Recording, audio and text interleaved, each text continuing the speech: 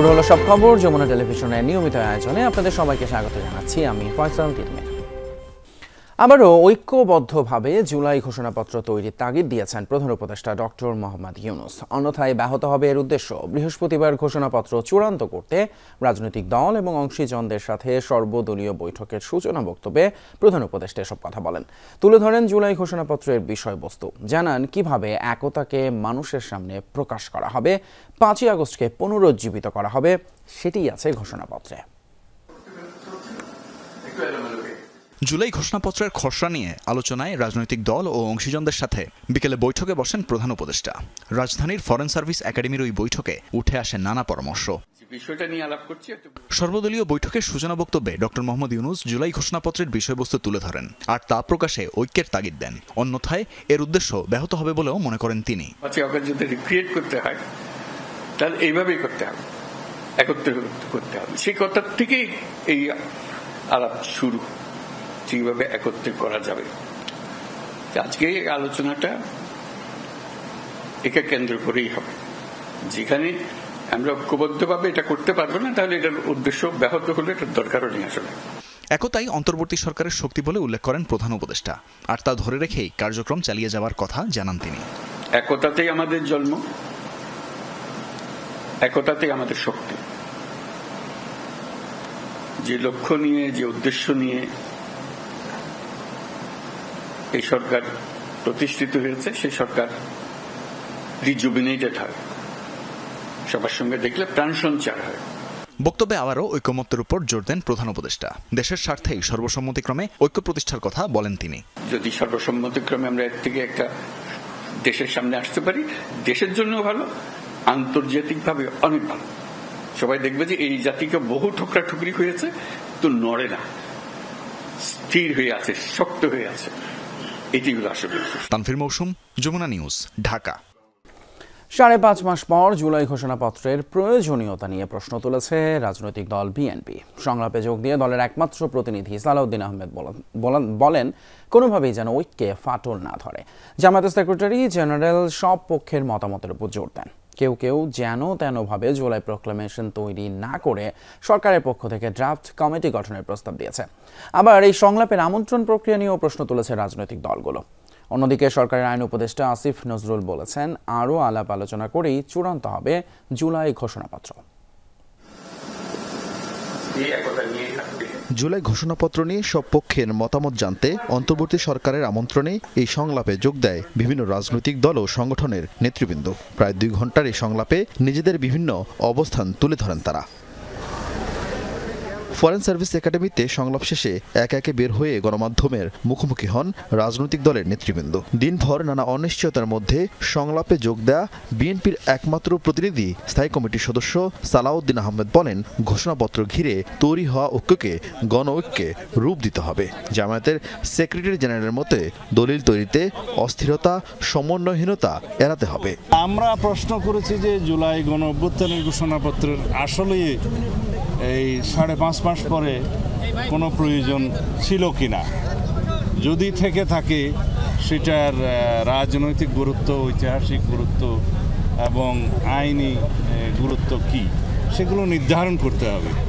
এবং যাতে এই ঘোষণাপত্রকে কেন্দ্র করে ফ্যাসিবাদ বিরোধী যে ঐক্য সৃষ্টি হয়েছে সেখানে কোনো ফাটল সৃষ্টি না হয়, সেদিকেও আমাদের লক্ষ্য রাখতে হবে। এমন একটা মূল্যবান দলিল তৈরির পেছনে কোনো অস্থিরতা, কোনো অসঙ্গতি, কোনো সমন্বয়হীনতার প্রয়োজন নেই। ধীর স্থিরভাবে আমাদের এই ঘোষণাপত্র প্রণয়নের জন্য প্রত্যেকটি রাজনৈতিক দলের সঙ্গে সরকারের এক্সচেঞ্জ অফ ভিউজ হওয়া দরকার। আইনি ও রাজনৈতিক দিক ঐক্যমতের জায়গা থেকে ঠিক করার পরামর্শ দিয়েছে গণতন্ত্র মঞ্চ। সরকারকে সর্বোচ্চ সহযোগিতার প্রতিশ্রুতি দিয়ে ইসলামী দলগুলো নিজেদের সুপারিশ তুলে ধরে। সরকারের পক্ষ থেকে ড্রাফট কমিটি করা দরকার, সেই ড্রাফট কমিটি এই ড্রাফটিং এর দায়িত্বের জায়গায় থাকবেন। 2013 সালের শাপলা চত্বরের গণহত্যাকেও সেখানে সংযোগ করতে হবে। 16 বছরের আন্দোলন আর 3 মাসের আন্দোলন অথবা 3 সপ্তাহের আন্দোলন প্রত্যেকটা এই গণ অভ্যুত্থানের ফুয়েল আকারে কাজ করেছে। আমরা প্রস্তাব করেছি এই ঘোষণাপত্রে তার প্রত্যেকটা উপাদান যেন জড়িত থাকে। তবে এই আয়োজনের আমন্ত্রণ নিয়ে নিজেদের অসন্তোষের কথাও তুলে ধরেন কেউ কেউ পেয়েছে খুদে বার্তা। এটা মোবাইল কোম্পানি কিংবা বিভিন্ন কর্পোরেট প্রতিষ্ঠানের মতো একটা SMS থ্রু করে দেওয়া, অনেক মানুষ তো SMS দেখেও না। সো এই মিটিংয়ের ইনভাইটেশনটা নিয়ে অনেকে ক্ষুব্ধ হয়েছে। অন্তর্বর্তী সরকারের উপদেষ্টা আসিফ নজরুল বলেন, সংশ্লিষ্ট সকলের সঙ্গে আরও আলোচনা করেই চূড়ান্ত হবে জুলাই ঘোষণাপত্র। যত সময়ই লাগুক সেই সময় যেন নেওয়া হয়, তাড়াহুড়া যেন না করা হয়, আবার অযথা কালক্ষেপণও যেন না করা হয়। কয়েকজন প্রস্তাব করেছেন যে এই লক্ষ্যে সংগঠিতভাবে আলোচনা পরিচালনার জন্য যেন একটা কমিটি গঠন করা হয়। এই ধরনের প্রস্তাব আসছে। আমরা এই সকল প্রস্তাব অ্যাক্টিভলি বিবেচনা করে দ্রুত সিদ্ধান্ত নিব। তবে ফেসিবাদের বিরুদ্ধে ঐক্যের বার্তা ছিল সবার কণ্ঠে। গণঅভ্যুত্থানের পক্ষের সকল শক্তিকে নিয়ে আলাপ আলোচনার ভিত্তিতে, ঐক্যমত্যের ভিত্তিতে জুলাই ঘোষণাপত্র জারি করবেন। আরেফিন শাকিল, যমুনা নিউজ, ঢাকা। জুলাই ঘোষণাপত্রের বৈঠকে রাজনৈতিক দলগুলোর পাশাপাশি উপস্থিত ছিলেন বৈষম্য বিরোধী ছাত্র আন্দোলন এবং জাতীয় নাগরিক কমিটির নেতারা। তারা জানান, সব দলের পক্ষ থেকেই কিছু পর্যবেক্ষণ দেওয়া হয়েছে। বর্তমান সার্বভৌমত্ব রক্ষায় ঐক্যের প্রয়োজন বলেও মন্তব্য করেন তারা। বৃহস্পতিবার ফরেন সার্ভিস একাডেমিতে 2 ঘন্টার বৈঠক শেষে নেতারা কথা বলেন সাংবাদিকদের সাথে। জাতীয় নাগরিক কমিটির আহ্বায়ক জানান, ঘোষণাপত্রের শব্দচয়ন নির্ধারণে সবার আলোচনা প্রয়োজন। এছাড়া সকল দলই কিছু পর্যবেক্ষণ জানিয়েছেন প্রধান উপদেষ্টার কাছে। এ সময় 15 জানুয়ারির মধ্যে ঘোষণাপত্র চূড়ান্ত না হওয়ায় হতাশা জানান বৈষম্য বিরোধী ছাত্র আন্দোলনের সদস্য সচিব। বলেন, সরকারের পক্ষে ব্যাপারে তড়িৎ পদক্ষেপ দেখা যায়নি, আর দেরিতে হলেও ঐক্যমত্যের ভিত্তিতে এবার ঘোষণাপত্র জারি করা হবে বলেও আশা করেন নেতারা। বাংলাদেশের সকল জনগণকে বলবো, আপনারা আরও কিছু সময় ধৈর্য ধারণ করুন। বাংলাদেশ যদি গণতান্ত্রিক কোনো উপায়ে উত্তরণের পথে যেতে হয়, এই ঐতিহাসিক দলিল ছাড়া এটা সম্ভব নয়। আমরা ঐক্যমত্যে পৌঁছাতে পেরেছি। গণঅভ্যুত্থানের সকল অংশীজন এবং রাজনৈতিক দলগুলোকে সাথে নিয়ে ঐক্যমত্যের ভিত্তিতে একটি জুলাই ঘোষণাপত্র জারি করা হবে, এটি এখন নিশ্চিত। আদিবাসী ছাত্র জনতার উপর হামলার প্রতিবাদে সংক্ষুব্ধ ছাত্র জনতার ব্যানারে একদল বিক্ষোভকারী সচিবালয়ের দিকে যাওয়ার চেষ্টা করলে তাদের বাধা দিয়েছে পুলিশ। এক পর্যায়ে মিছিল ছত্রভঙ্গ করতে মিছিলের উপর জল কামান এবং সাউন্ড গ্রেনেড নিক্ষেপ করা হয়। এ সময় সাংবাদিক সহ আহত হন বেশ কয়েকজন। বৃহস্পতিবার দুপুরে শিক্ষা ভবনের সামনে এই ঘটনা ঘটে। মতিঝিলে এনসিটিবির সামনে হামলার প্রতিবাদ ও জড়িতদের গ্রেপ্তারের দাবিতে বিক্ষোভকারীরা বেলা 11:30টার দিকে রাজু ভাস্কর্যের সামনে জড়ো হয়। পরে মিছিল নিয়ে দোয়েল চত্বর হয়ে স্বরাষ্ট্র মন্ত্রণালয় অভিমুখে যাত্রা শুরু করে। এ সময় শিক্ষা ভবনের সামনে পুলিশ তাদের আটকে দেয়। আগে থেকেই ব্যারিকেড দেয়া ছিল শিক্ষা ভবনের সামনে। এ সময় বিক্ষোভকারীরা কাঁটাতারের ব্যারিকেড ভেঙে ফেলে। পরিস্থিতি নিয়ন্ত্রণে আনতে পুলিশ প্রথমে জলকামান ও পরে সাউন্ড গ্রেনেড নিক্ষেপ করে আন্দোলনকারীদের ছত্রভঙ্গ করে দেয়। শুরু হয় ধাওয়া পাল্টা ধাওয়া। এতে পুলিশ, সাংবাদিক সহ আহত হয় কয়েকজন। তারা লাঠিচার্জ করে মিছিলটাকে এখানে ফেরত দিয়েছে এবং পরবর্তীতে আবার যখন আমরা মিছিল নিয়ে সামনে যাচ্ছি তখন আবার তারা পুনরায় লাঠিচার্জ করেছে। আমরা প্রশ্ন হচ্ছে, আমরা কি এখানে যৌক্তিক আন্দোলন নিয়ে নামিনি? সাউন্ড গ্রেনেড ছুড়ে মেরেছেন এবং পানি ছুড়ে মেরেছেন আমাদের অনেক নেতাকর্মীকে আহত করেছে। দাঁড়ানোর সাথে সাথে তারা আমাদের উপরে সাউন্ড গ্রেনেড এবং জল, কোনো উস্কানির কারণ বাদেই আমাদের উপরে শিক্ষার্থীদের উপরে হামলা শুরু করছে। পুলিশ সদস্যদের দাবি, আন্দোলনরত পাহাড়ি শিক্ষার্থীরা বাহিনীর সদস্যদের উদ্দেশ্য করে জুতা ও ইট পাটকেল নিক্ষেপ করে।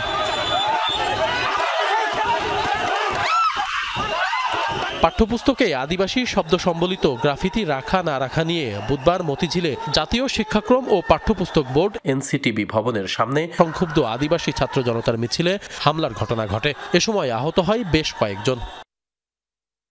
এই ঘটনায় এখন পর্যন্ত হামলাকারীদের 2 জনকে আটক করেছে আইনশৃঙ্খলা বাহিনী। এদিকে বুধবার এনসিটিবির সামনে জাতিগত সংখ্যালঘু শিক্ষার্থীদের শান্তিপূর্ণ কর্মসূচিতে হামলার ঘটনায় তীব্র নিন্দা জানিয়েছে প্রধান উপদেষ্টা ডক্টর মোহাম্মদ ইউনূস। প্রধান উপদেষ্টার প্রেস উইং থেকে পাঠানো এক বিবৃতিতে একথা জানানো হয়। বিবৃতিতে বলা হয়, সরকার এই হামলার বিষয়ে তদন্তের নির্দেশ দিয়েছে এবং ইতিমধ্যে 2 জনকে গ্রেপ্তার করা হয়েছে। অন্য দোষীদের শনাক্ত করা হচ্ছে এবং শিগগিরই তাদের গ্রেপ্তার করা হবে। বলা হয়, যারা শান্তি, সম্প্রীতি এবং আইন শৃঙ্খলার ক্ষতি করে এমন কার্যকলাপে জড়িত থাকবে তাদের বিরুদ্ধে কঠোর ব্যবস্থা নেওয়া হবে। আশিক মাহমুদ, যমুনা নিউজ, ঢাকা। অন্যদিকে এনসিটিভি ভবনের সামনে বিক্ষোভে হামলা এবং ঢাকা বিশ্ববিদ্যালয়ের শিক্ষার্থীদের মিছিলে পুলিশি হামলার প্রতিবাদে বিক্ষোভ করেছে জাতীয়তাবাদী ছাত্রদল। বৃহস্পতিবার বিকেলে বিশ্ববিদ্যালয়ের ডাস এলাকা থেকে মিছিলটি শুরু হয়। এরপর ভিসি চত্বর ঘুরে রাজু ভাস্কর্যের সামনে মিলন চত্বরে এক সংক্ষিপ্ত সমাবেশে মিলিত হয় তারা। এ সময় অনতিবিলম্বে ঢাকা বিশ্ববিদ্যালয় সহ এনসিটিভি ভবনের সামনে হামলায় যারা জড়িত তাদের দ্রুত শনাক্ত করে বিচারের দাবি জানায় ছাত্রদল নেতারা। অভিযোগ করেন, বর্তমান পুলিশ প্রশাসন ফ্যাসিবাদের দোসর হিসেবে শেখ হাসিনার এজেন্ডা বাস্তবায়নের মাধ্যমে দেশকে অস্থিতিশীল করতে চায়। দীর্ঘ 17 বছর পর কারাগার থেকে মুক্ত হলেন বিএনপি নেতা লুৎফুজ্জামান বাবর। সাবেক স্বরাষ্ট্র প্রতিমন্ত্রী এবং নেত্রকোনার সাবেক এমপিকে বরণ করে নিতে ঢাকা কেন্দ্রীয় কারাগারের সামনে জড়ো হন হাজার হাজার নেতাকর্মী। বৃহস্পতিবার দুপুর 2টায় জেল থেকে বেরিয়ে যান বিএনপির প্রতিষ্ঠাতা জিয়াউর রহমানের সমাধিতে শ্রদ্ধা জানাতে। সেখানে জীবন থেকে হারিয়ে যাওয়া 17 বছরের জন্য বিচার দাবি করেন তিনি। অন্যদিকে লুৎফুজ্জামান বাবরের মুক্তির খবরে ভোররাত থেকে কেরানীগঞ্জের ঢাকা কেন্দ্রীয় কারাগারের প্রধান ফটক পর্যন্ত হয় বিএনপি নেতাকর্মীদের জনসমাবেশে। দুপুর 2টায় কারামুক্ত হন তিনি। এর পরের দৃশ্যটা নেতাকে কাছে পেয়ে কর্মীদের বরণ করে নেয়ার। বাবরের গাড়ি বহরের সাথে পরিবারের সদস্য এবং বিএনপি নেতা ইশরাক হোসেনও যোগ দেন। কারাগার থেকে বেরিয়ে নেতাকর্মীদের বিশাল বহন নিয়ে বাবর আসেন রাজধানীতে। হানি ফ্লাইওভার দিয়ে এসে কারওয়ান বাজার ফার্মগেট হয়ে পৌঁছান বিএনপির প্রতিষ্ঠাতা জিয়াউর রহমানের সমাধিতে। সেখানে আবেগঘন কণ্ঠে কথা বলেন সাংবাদিকদের সাথে।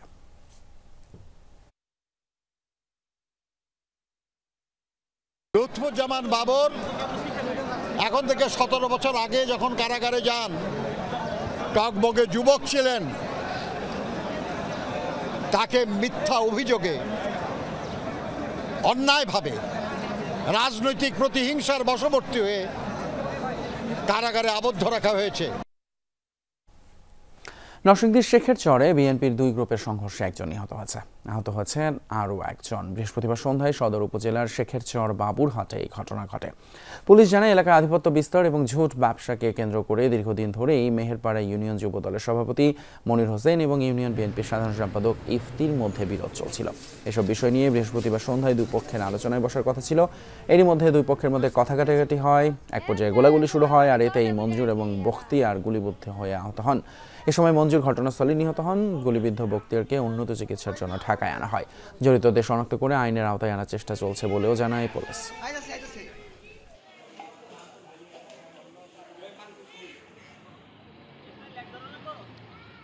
আমরা সিসিটিভির যে ভিডিও ফুটেজ আছে সেই ফুটেজগুলো দেখব এবং আরও কিছু নিরপেক্ষ সাক্ষ্য প্রমাণের ভিত্তিতে আমরা আগে নিশ্চিত হতে হবে যে কোথায় উনি গুলিবিদ্ধ হয়েছে, কী কারণে গুলিবিদ্ধ হয়েছে এবং কারা করতে পারে। এই বিষয়গুলো আমাদের সামনে তদন্তের বিষয় আছে।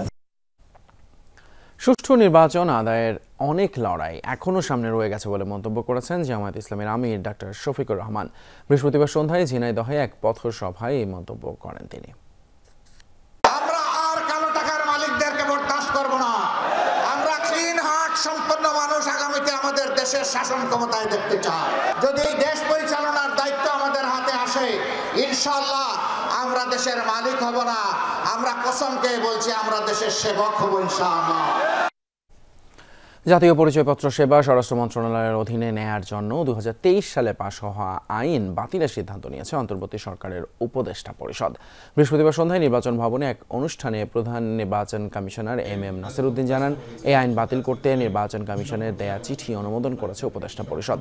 একই অনুষ্ঠানে নির্বাচন ব্যবস্থা সংস্কার কমিশনের প্রধান ডক্টর বদিউল আলম মজুমদার বলেন, নির্বাচন দুর্নীতিমুক্ত রাখতে দুর্বৃত্তকারীরা এবং মানবতা বিরোধী অপরাধীরা যেন ভোটে অংশ নিতে না পারে সেজন্য সুনির্দিষ্ট প্রস্তাব দেওয়া হয়েছে। নির্বাচন ভবনে পিঠা উৎসবের আয়োজন করে reporters forum for election and democracy RFED। আমি সরকারকে আন্তরিক মোবারকবাদ জানাই, বিকজ আমাদের উপদেষ্টা পরিষদ অতি দ্রুত এইটা আমার মনে হয় যদি এটা রেকর্ড করেন আপনারা, it will be the fastest moving proposal that has been approved.